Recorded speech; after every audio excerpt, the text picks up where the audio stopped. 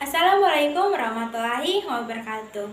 Teman-teman, tahukah kalian, kualitas pendidikan suatu bangsa tidak dengan sendirinya terwujud atau terwujud begitu saja. Diperlukan adanya usaha serta landasan dalam perwujudannya. Dirasakan sebagai mahasiswa, jurusan keguruan dan ilmu pendidikan, sudah selayaknya kita mengetahui tentang pendidikan itu sendiri, khususnya apa saja unsur pendidikan yang sesuai dengan pilar-pilar pendidikan.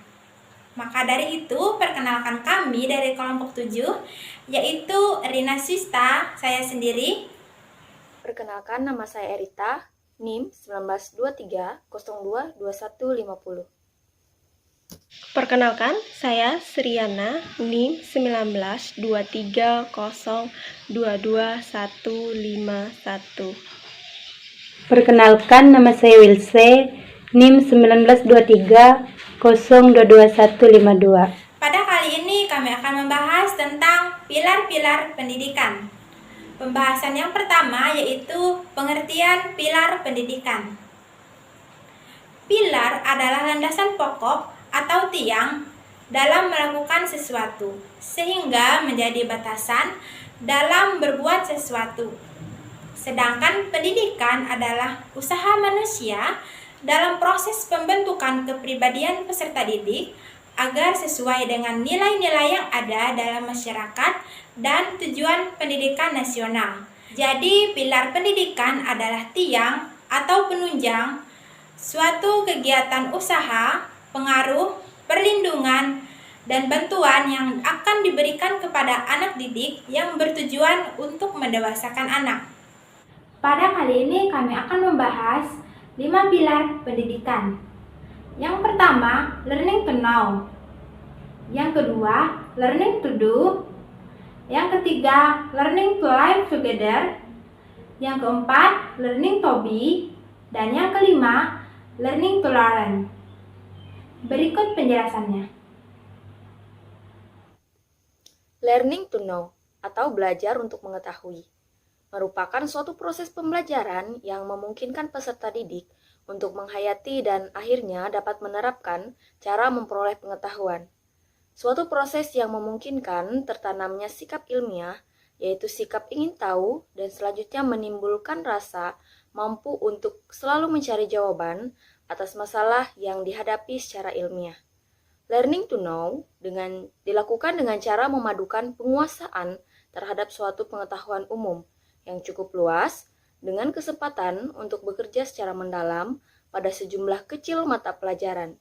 Artinya, belajar itu harus dapat memahami apa yang dipelajari, bukan hanya dihafalkan, tetapi harus ada pengertian yang dalam.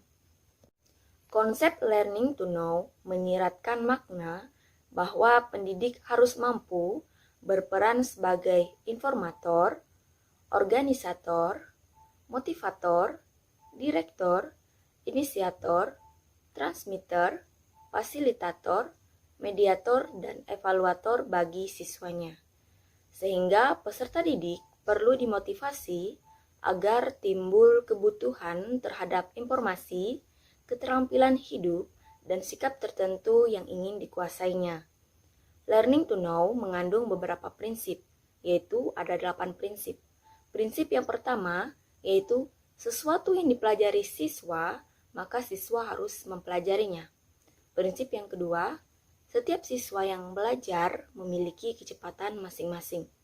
Prinsip yang ketiga, siswa akan belajar banyak apabila setiap selesai melaksanakan tahapan kegiatan diberikan reinforcement. Prinsip yang keempat, penguasaan penuh mahasiswa yang diberi tanggung jawab, maka ia akan lebih termotivasi untuk belajar. Prinsip yang kelima, guru sebagai demonstrator.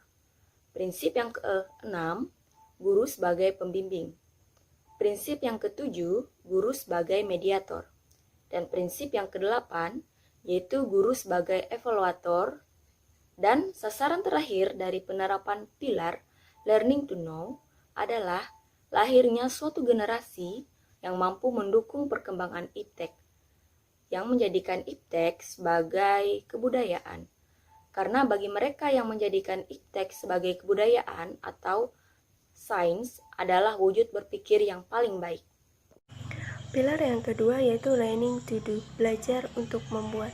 Learning to do lebih ditekankan pada bagaimana mengajar anak-anak untuk mempraktekkan segala sesuatu yang telah dipelajarinya dan dapat mengadaptasikan pengetahuan-pengetahuan yang telah diperolehnya tersebut dengan pekerjaan-pekerjaan di masa depan.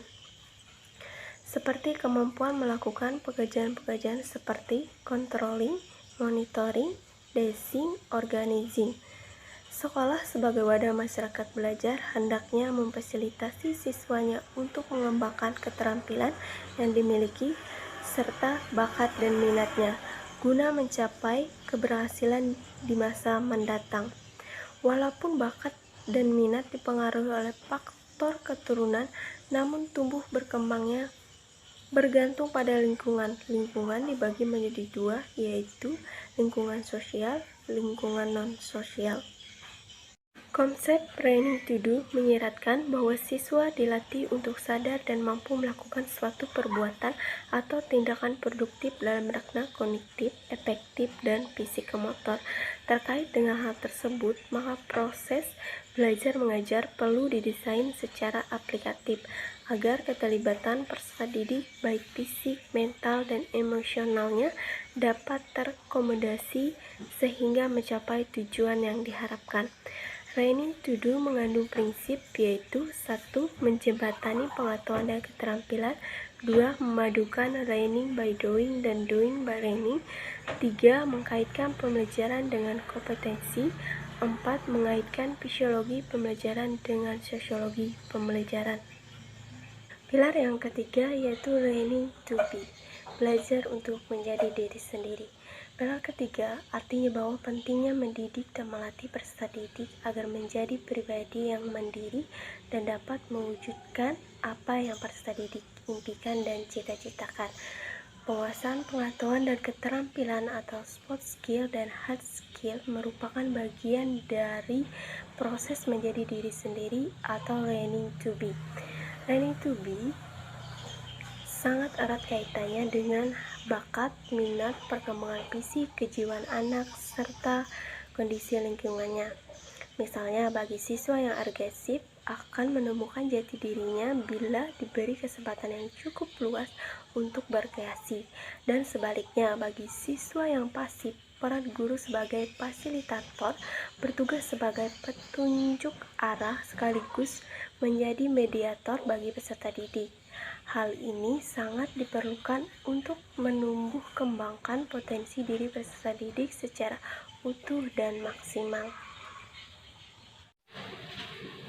Selanjutnya, learning to live together atau belajar untuk bersosial.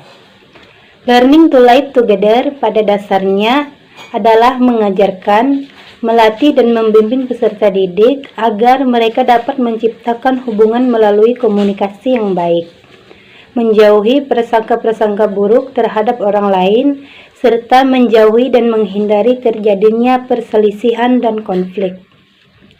Persaingan dalam misi ini harus dipandang sebagai upaya-upaya yang sehat untuk mencapai keberhasilan, bukan sebaliknya bahwa persaingan justru mengalahkan nilai-nilai kebersamaan, bahkan penghancuran terhadap orang lain atau pihak lain untuk kepentingan sendiri.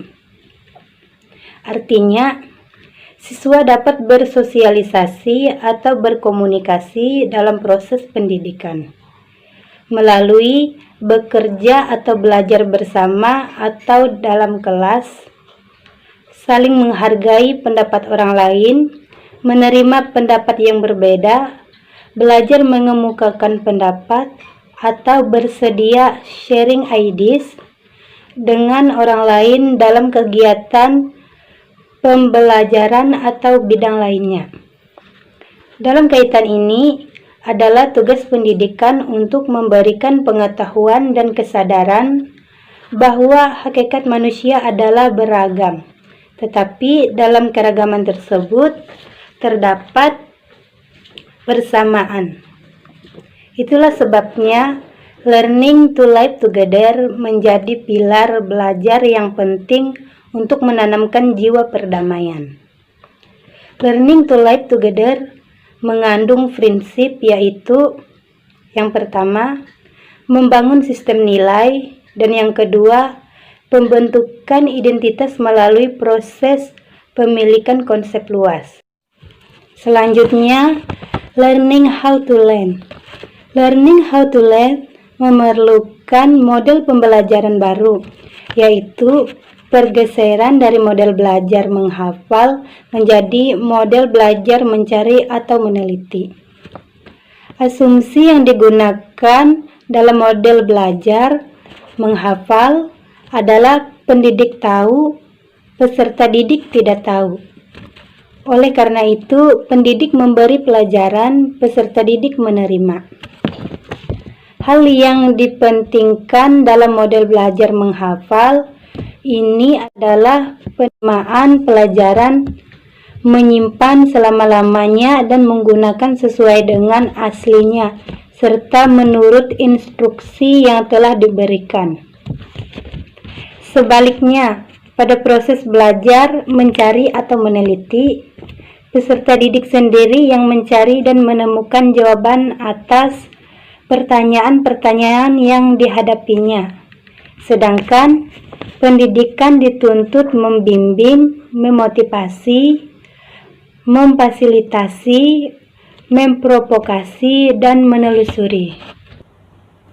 Pilar-pilar pendidikan tersebut dirancang dengan sangat bagus dan dengan tujuan yang sangat bagus pula. Dengan mengaplikasikan pilar-pilar pendidikan tersebut, diharapkan pendidikan yang berlangsung di seluruh dunia, khususnya pendidikan yang ada di Indonesia, dapat menjadi lebih baik. Persoalan pendidikan merupakan tanggung jawab kita secara bersama-sama, karenanya secara bersama-sama pula kita mencari alternatif pemecahannya. Semoga kelima pilar pendidikan tersebut dapat kita realisasikan dan akan nampak hasilnya. Mari kita melakukan introspeksi diri, sejauh mana kita sudah melakukan yang terbaik untuk perubahan dan perbaikan terhadap persoalan pendidikan yang melilit di negeri ini. Satu harapan kita semua agar pendidikan yang ada di Indonesia dapat menjadi lebih baik dan berkualitas. Sebagai penutup presentasi dari kami kelompok 7, izinkan saya membagikan sebuah kutipan dari Walt Disney. Ia mengatakan, semua impian dapat kita wujudkan jika kita mempunyai keberanian untuk mengejar mereka. Artinya, jika kita mempunyai sebuah impian, genggam impian tersebut, yakini dan kejar. Percayalah bahwa Anda dapat mewujudkan impian Anda tersebut. Kami dari kelompok 7, Rina Swista, Erita, Sriana, dan Wilse mengucapkan terima kasih atas perhatiannya. Assalamualaikum warahmatullahi wabarakatuh.